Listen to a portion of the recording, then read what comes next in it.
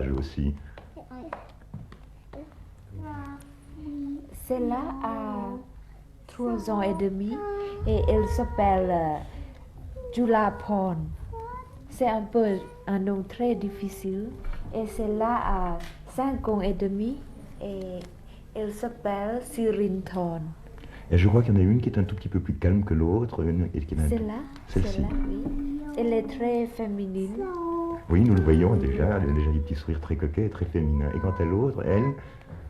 Plus vif, plus actif. Plus actif. Eh bien, maintenant que nous avons fait connaissance, je crois que nous pouvons tous nous rendre compte que l'ambiance ici au Flonzalais est très familiale. Et d'ailleurs, Sire, je m'adresse à vous maintenant. Lorsqu'on parle du Flonzalais, on parle obligatoirement du lac Léman. Ce lac Léman que nous dominons et que vous connaissez fort bien puisque vous avez fait une partie de vos études à Lausanne. Lausanne dont vous gardez un grand souvenir, je crois. Nous étions ici assez longtemps. J'étais à l'école ici, à Lausanne. Et on connaît bien le lac Léman ici. Mais est-ce que la Suisse et Lausanne, c'est le lac Léman ou c'est encore autre chose? Je crois que lorsque vous êtes dans un pays, vous revenez d'ailleurs d'un grand voyage maintenant qui vous a entraîné dans 14 pays, vous étudiez très attentivement les institutions du pays en question pour peut-être par la suite les mettre en pratique dans votre pays. Le but de nos voyages officiels n'est pas d'aller pour l'enseignement ou bien pour trouver quelque chose, mais c'est surtout pour apporter les salutations et pour dire en anglais, le goodwill du peuple de mon pays au peuple qu'on visite. Et c'est une action de contact personnel. Contact qui veut dire amitié, bien sûr. Oui, amitié entre notre pays et les pays en question.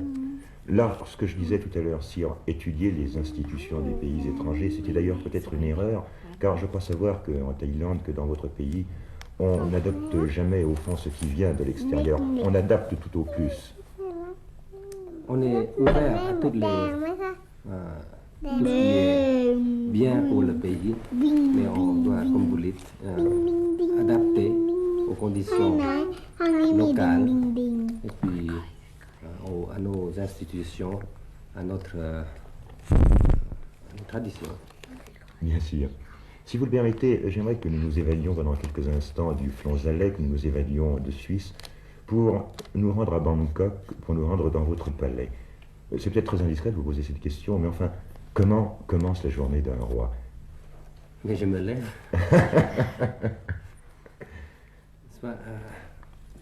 Pour dire une journée qui est typique, c'est difficile de vous la décrire parce que chaque journée est différente.